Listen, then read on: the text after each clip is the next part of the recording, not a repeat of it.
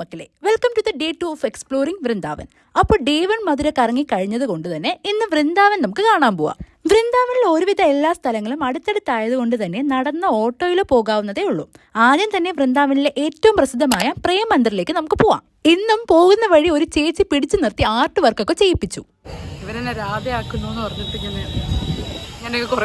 ശരിക്കും പറഞ്ഞാൽ വൃന്ദാവൻ ഇതൊരു സ്കാം ആണ്. മധുരയിൽ ഞാൻ 5 രൂപയ്ക്ക് ചെയ്ത ഈ പരിപാടി ഇവിടെ 50-100 രൂപയ്ക്കൊക്കെ ഇവർ ചെയ്യിപ്പിക്കും. നമ്മൾ നോ പറഞ്ഞാൽ പോലും നമ്മളെ പിടിച്ചു നിർത്തി ഇവർ ഇടിപ്പിക്കുകയും ചെയ്യും. So be careful. നല്ല തൂവെള്ള മാർബിളിൽ 10 വർഷത്തോളം 40,000-ലധികം ആളുകൾ പണിത ഒരു വലിയ ക്ഷേത്രമാണ് ഈ പ്രേം മന്ദിർ. അതുകൊണ്ട് തന്നെ ഈ സ്ഥലം ഭയങ്കര ഫേമസുമാണ്, അതുപോലെ ഭയങ്കര തിരക്കുമാണ്. ഇവിടുത്തെ പ്രത്യേകത തന്നെ രാത്രിയുള്ള ലൈറ്റ്സ് ആൻഡ് സൗണ്ട് ഷോ ആണ്.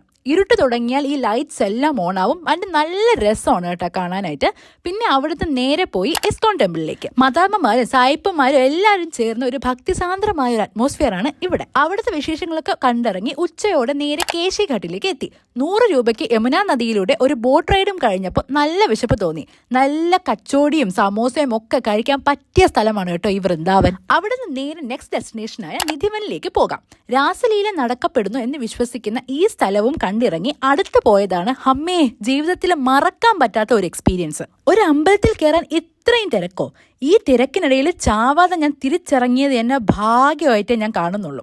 ഇന്ത്യയിൽ ഈ ബിസിനസിന്റെ വളർച്ച കണ്ട് ശരിക്കും എൻ്റെ കണ്ണ് തള്ളിപ്പോയി. പിന്നെ വൃന്ദാവനിലെ തെരുവോരങ്ങളിലൂടെയൊക്കെ നടന്ന് ഒരു പുല്ലാങ്കുഴൽ വായനയും ഒക്കെ കേട്ട് ഈ യാത്ര ഇവിടം കൊണ്ട് അവസാനിപ്പിക്കാമെന്ന് വിചാരിച്ചു. പിന്നെ നേരെ റൂമിൽ പോയി ചെക്കൗട്ടും ചെയ്ത് വന്നതുപോലെ തിരിച്ച് ഷെയർ ഓട്ടോയിൽ മധുര റെയിൽവേ സ്റ്റേഷനിലേക്ക് പോയി.